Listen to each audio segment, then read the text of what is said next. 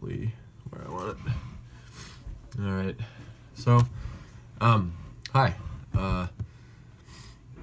Basically, I'm making this video because, I feel like, I believe that God wants me to do this today. So I'm going forward and trusting that this is going to be an encouraging video. And,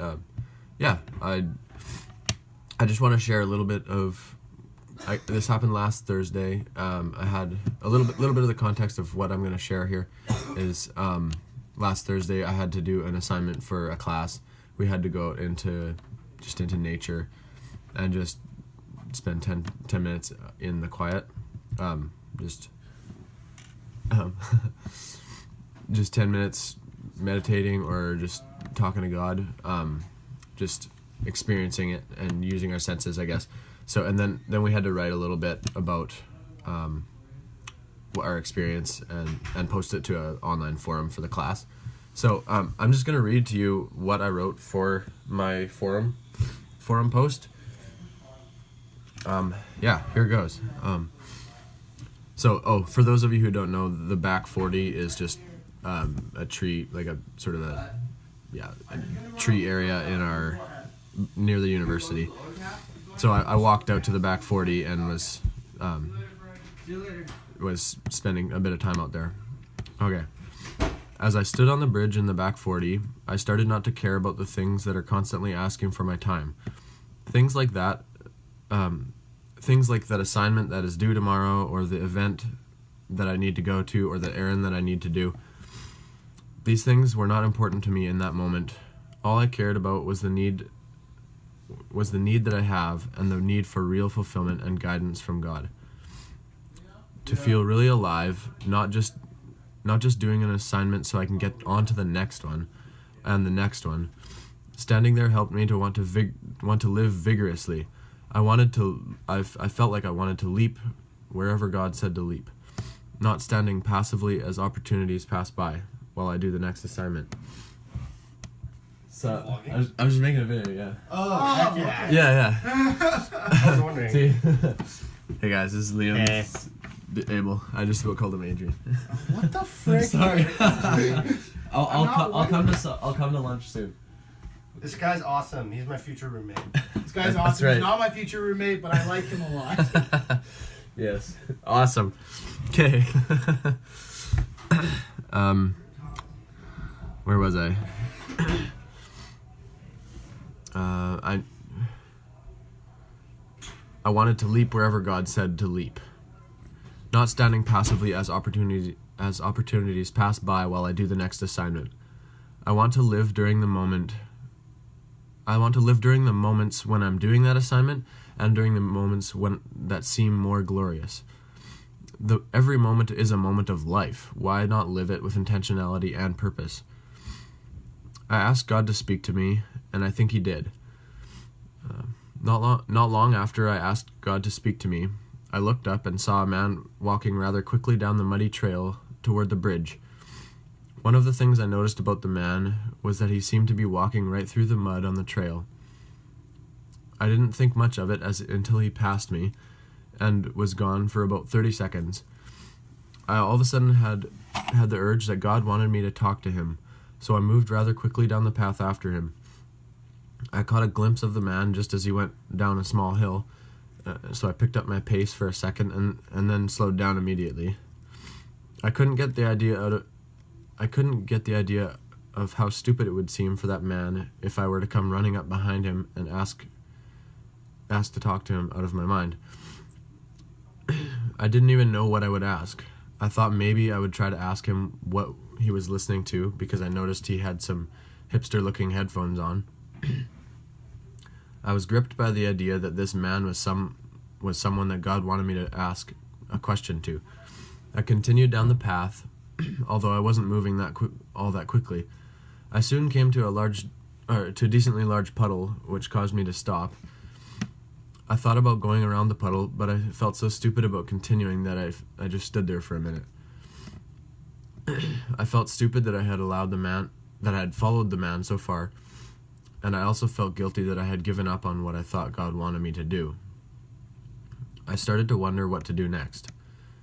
I thought about just going back to my dorm, but then I thought, what if God wants me to talk to this man? Maybe he will have the man stop down the path and I can talk to him then. So I walked around the puddle and carried on down the path. The path was quite narrow, and I couldn't help but think, being the university student that I am, that it represented the path that Jesus said is the path we are to walk, the narrow path. I figured that I better stay on the path. I figured that I better stay on the path then, if Jesus said, do not turn to the right or to the left. I saw a few side trails along the way, but after examining them, I could tell which was the main path, so I stuck to the main path. Eventually, I came to the end of the trail, and there was no sight of the mysterious man whom I had been following without his knowledge. I wondered what to do. I looked at the sign that stood there over to the houses beyond the fence. As far as I remember, I just eventually started back down the trail that I had come on. I still felt a little bit stupid that I had gone all the way down the trail just to have to turn back. Well, as I was walking back, still staying on the path, mind you, I was a bit confused. Then I realized that I would have to do something about the large puddle that I had gone around on the way out. I felt that God had told me not to leave the path, so I decided I was going to walk right through that puddle and continue down the path. When I reached the puddle, I decided that I would keep my stride length the same.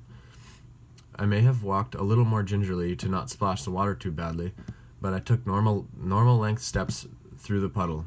I passed the puddle and kept walking, thinking a little bit about how absurd I must have looked.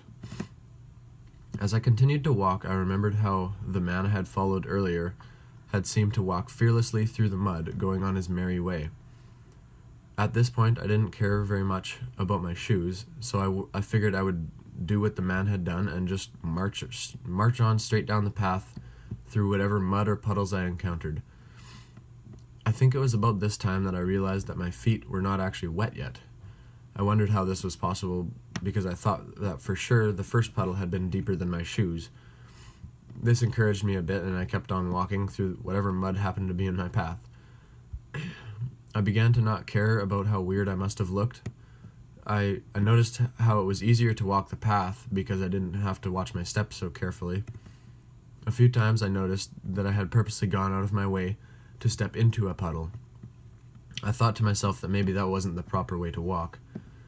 I kept on walking as far as I remember. I then came across a small puddle, and for some reason I stepped over it. I walked a little further, but then decided that I needed to go back through that puddle correctly. I had to try 2 more times till I felt I had gone out of my way, or till I knew I hadn't gone out of my way to step in or miss the puddle. I continued to walk down the path, getting closer to the school. I walked through a few more puddles and the shallow stream that runs under the train tracks. The last puddle that I went through was right in the parking lot, and I'm not sure, but I think a few people saw me walk through it. I believe that God was speaking to me through this odd adventure. I believe that it was God telling me to follow after that man, and I believe he was the one that told me to walk through the puddles and not leave the path. This is what I believe he was telling me. The puddles and the mud are the things about myself that I avoid telling people in order to make myself appear a certain way. Each step represents the things that I share with the world. The path obviously represents the life that Jesus calls us to live. I believe God told me that I need to paint an honest picture about myself for the world to see. I have been thinking about how easy it is to edit how people see me. I have also been thinking that allowing people to see my weaknesses and struggles can be very helpful for me and for those around me. I figured that since this forum post, I posted this to a forum, since this forum post is just a normal stride in sharing something with you guys, that I wouldn't hold back from sharing what honestly happened on my trip to the Back 40. I recently heard someone mention Proverbs 28:1, which says, "The wicked flee when no one pursues, but the righteous are as bold as a lion." I can walk boldly through the mud in my life, but only when I am following Jesus' path. On my own, I am not righteous. I need Christ to make me righteous. So that's basically, yeah, that is as best I can sum up what happened on my little trip. And I honestly, I feel like there is, I need to speak honestly, and yeah, just share honestly how like little things in my life are. I need to be bold. That's why I'm making this video, is I want to practice being bold. Even though I could wallow in the mud from a week ago or something, like recent sin that I should actually feel ashamed of if I listen to the devil. But I'm choosing not to be ashamed of that, and I'm choosing to be bold and ask God to speak to me and follow after him. And this is honestly just my attempt to follow God. I believe he's telling me to make this video, and I'm doing it. But it feels a little weird, but God multiplied the actually, if I were to make I don't have a verse of the day on this video, obviously, but if I were, it would be something from the sermon that I listened to this morning at church. Jesus multiplying the fish and loaves for the 5,000 was what the pastor was talking about, and that would be the verse I'd put on here, because what I shared with you guys is just, I don't know if it's even good fish or good bread, but it's a little bit, and I am asking God to multiply it if it's his will. And yeah, I hope you guys enjoyed. Thanks.